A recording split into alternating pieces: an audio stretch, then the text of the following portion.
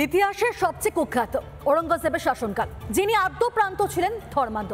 বলা হয় প্রবল হিন্দু বিদ্বেষীও ছিলেন এই মোগল সম্রাট ঔরঙ্গজেব। সনাতনীদের বিশ্বাস, বারাণসীর বিশ্বনাথ মন্দিরকে ধ্বংস করে সেখানে গড়ে তোলা হয় জ্ঞানব্যাপী মসজিদ। শিবরাত্রি উপলক্ষে রিপাবলিক বাংলা পৌঁছে গেল সেই ঐতিহাসিক স্থানে। দেখুন, কাশী বিশ্বনাথ ধামে বিশ্বনাথ মন্দিরের সামনে লক্ষ লক্ষ কোটি কোটি ভক্তরা যখন একত্রিত হয়েছেন, এত সনাতনী ভক্ত এই মুহূর্তে মন্দিরের দিকে এগিয়ে চলেছেন। আমার ঠিক পিছন দিকে গেট নাম্বার 4 বা 4 নম্বর গেট রয়েছে কাশী বিশ্বনাথ ধামে। শিবরাত্রির আগে কাশী বিশ্বনাথ মন্দিরে এভাবেই লাইন ভক্তদের, যা জানান দিচ্ছে এখানেই তো ছিল সেই মন্দির, যা এখন ইতিহাস। সনাতনীদের বিশ্বাস, এখন যেখানে মসজিদ, আগে সেখানেই ছিল দেবাদিদেবের মন্দির। যেদিন মসজিদের অজুখানায় শিবলিঙ্গের সন্ধান পাওয়া গেল, সেদিন থেকেই মিথ্যের বেড়াজাল ছিঁড়ে একটু একটু করে উঁকি দিচ্ছে সত্যিটা। সেই বিশ্বাস থেকে মামলা গড়িয়েছে সুপ্রিম কোর্টে। এবার সেই ঐতিহাসিক স্থানে রিপাবলিক বাংলা। একটি ফাঁক দিয়ে দেখা যাচ্ছে সেই জ্ঞানব্যাপীর কাঠামো, এবং সেই কাঠামোর ঠিক পাশেই কাশী বিশ্বনাথ মন্দিরের 4 নম্বর গেট। কাঠামোটি মনে করায় 1699-এ সেই ইতিহাস মনে করায়, যখন ধ্বংস করা হয়েছিল এই মন্দিরে লক্ষ কোটি হিন্দুদের ওপর অত্যাচার এবং খুন, ধর্মান্তরণ সবকিছু হয়। এখন যা জ্ঞানব্যাপী মসজিদ বলে পরিচিত, সেখানে ঢুকলে একজন অন্ধও বলে দিতে পারবেন এখানে কোনো মসজিদ নয়, বরং এখানে ছিল মন্দির। যেভাবে সনাতন ধর্মের ওপর, যেভাবে হিন্দুদের ওপর বারবার অত্যাচার হয়েছে, এখন হয়তো মাথার ওপর জল উঠে যাওয়ার কারণেই লক্ষ কোটি হিন্দু আবারও এক হচ্ছেন। এবং 1699-এর এই কাঠামো, জ্ঞানব্যাপীর এই কাঠামো আরও একবার মনে করিয়ে দেয় সেই ইতিহাস এবং কি কারণে হিন্দু ঐক্যের প্রয়োজন আছে। এখন শুধু অপেক্ষা আইনি লড়াই জেতার। সব বাধা কাটিয়ে অযোধ্যার পর এবার কাশীতেও উড়তে চলেছে গেরুয়া ধ্বজা। বারাণসী থেকে কিশোরায় মুখার্জির রিপোর্ট, রিপাবলিক বাংলা। আজ মহাশিবরাত্রি, একদিকে মহাকুম্ভে সেখানে শেষ শাহী স্নান, অন্যদিকে কিন্তু এই শিবরাত্রি উপলক্ষে সেজে উঠেছে কাশী বিশ্বনাথ মন্দিরও। সেখানকার যাবতীয় ছবি এবং একই সঙ্গে অন্যান্য খবর থেকেও নজর রাখবো আমরা। তবে শুরুতে একটু সেখানকার ছবি আমরা জানবো। কিশোরায় রয়েছেন আমাদের সঙ্গে। কিশোরায়,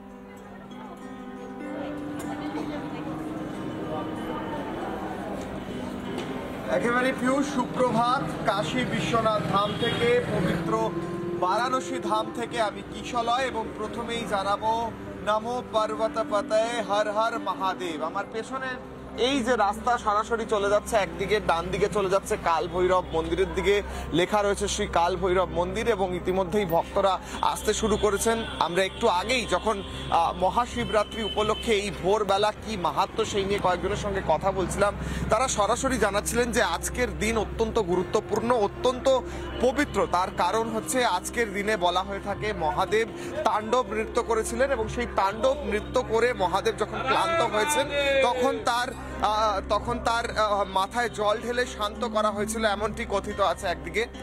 আর অন্যদিকে এই ভক্তদের ভিড়ের মধ্যে অনেকেই কিন্তু আসছেন প্রয়াগরাজ থেকে, কিংবা অনেকে যাচ্ছেন প্রয়াগরাজে। প্রয়াগরাজেও আজকে শেষ শাহী স্নান বা অমৃত স্নান স্থানীয় ভাষায় বলা হয়ে থাকে। সেই অমৃত স্নান আজকেই শেষ, এবং আজকে সেই সাবিত্রী স্নানের দিন। একদিকে মহাশিবরাত্রি উপলক্ষে লক্ষ লক্ষ ভক্তরা যাচ্ছেন মহাদেবের দর্শন করতে, এবং অন্যদিকে প্রয়াগরাজের কি ছবি, আজকেই শেষ অমৃত স্নান, সেই নিয়ে বিশেষ প্রতিবেদন।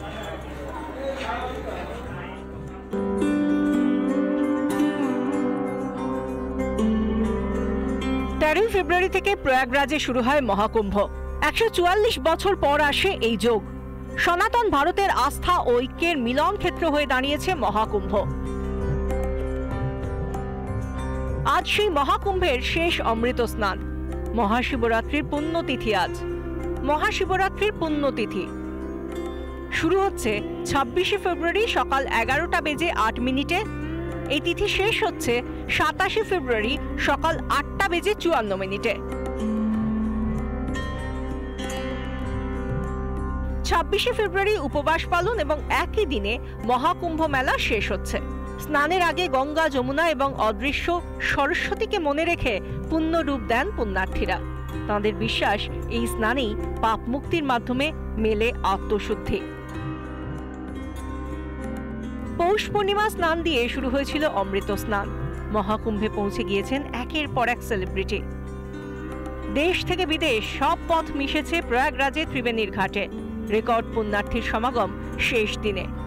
চোখ তো মিথ্যা কথা বলে না, 70 কোটি এখনো অবধি হয়ে গেছে। মহাশিবরাত্রি কত হবে জানি না, সব মিলে ভগবানের কাছে প্রার্থনা করি যেন খুব সুস্থভাবে সম্পন্ন হয়। আর এই স্নান সে গরিব থেকে নিয়ে বড় লোক ধনী পর্যন্ত এক জায়গায়, কোনো ভেদাভেদ নেই, সবাই একসাথে করেছে।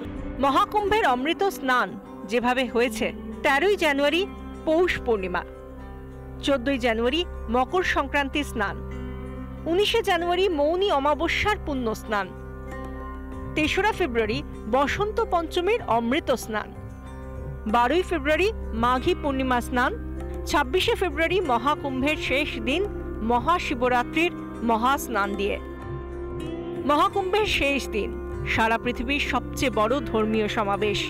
ওম নমঃ শিবায় আর হর হর গঙ্গে মন্ত্রোচ্চারণের মধ্যে দিয়েই সমাপ্ত হবে মহাকুম্ভের অমৃত স্নান।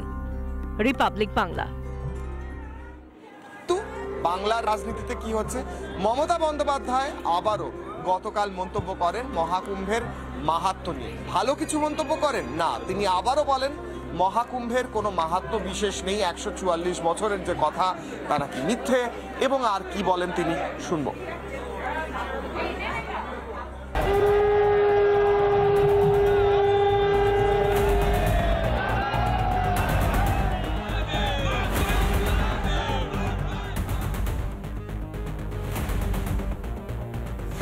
মহাকুম্ভ আমি নাইবা বললাম, ওটা এখন মৃত্যু কুম্ভ হয়ে গেছে।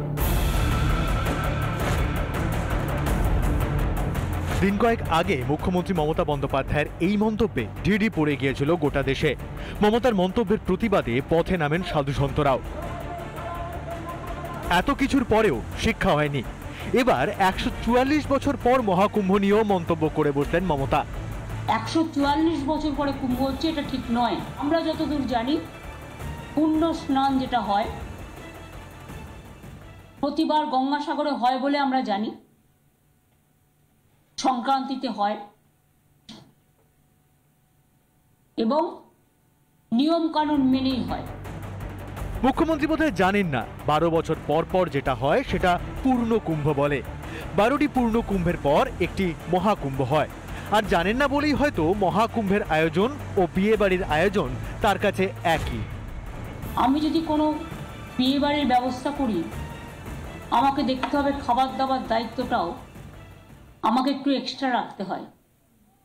400 লোককে নিমন্ত্রণ করলে 500 লোকের ব্যবস্থা রাখতে হয়। এটা হচ্ছে সিস্টেম। মহাকুম্ভ শুধুই একটি প্রচলিত বিশ্বাস নয়, বিজ্ঞান। কিভাবে জানেন? বোঝালেন লেখক মানস ভট্টাচার্য।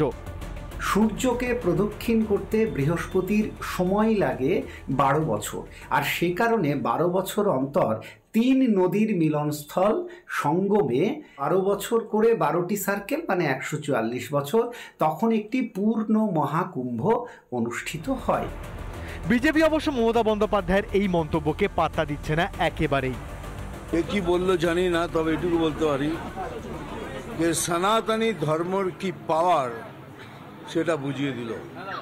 গর্ব সে কহো কে হাম সনাতনী হ্যায়। প্রতি বছর মকর সংক্রান্তিতে গঙ্গাসাগরে পুণ্যস্নান সারেন কয়েক লক্ষ মানুষ। আর প্রয়াগরাজে মহাকুম্ভে পুণ্যস্নান সেরে ফেলেছেন 60 কোটির বেশি মানুষ। মহাকুম্ভ নিয়ে গোড়া থেকেই গায়ে জ্বালা ইন্ডির। কখনো সঙ্গমের জলের মান নিয়ে প্রশ্ন, কখনো মৃত্যু কুম্ভ বলে আক্রমণ করা হয়েছে সনাতনীর ভাবাবেগে। গত 1.5 মাসে শুধুমাত্র প্রয়াগরাজই উত্তরপ্রদেশের জিডিপিকে বেশ কয়েকটি দেশের থেকে এগিয়ে দিয়েছে। গায়ে জ্বালা কি সেখান থেকেই? রিপাবলিক বাংলা। নানা ধরনের কন্টেন্ট দেখার জন্য লাইক করুন, শেয়ার করুন আমাদের ফেসবুক পেজ, সাবস্ক্রাইব করুন আমাদের ইউটিউব চ্যানেল। পাশাপাশি অন্যান্য ব্রেকিং নিউজের জন্য অবশ্যই চোখ রাখুন রিপাবলিক বাংলায়।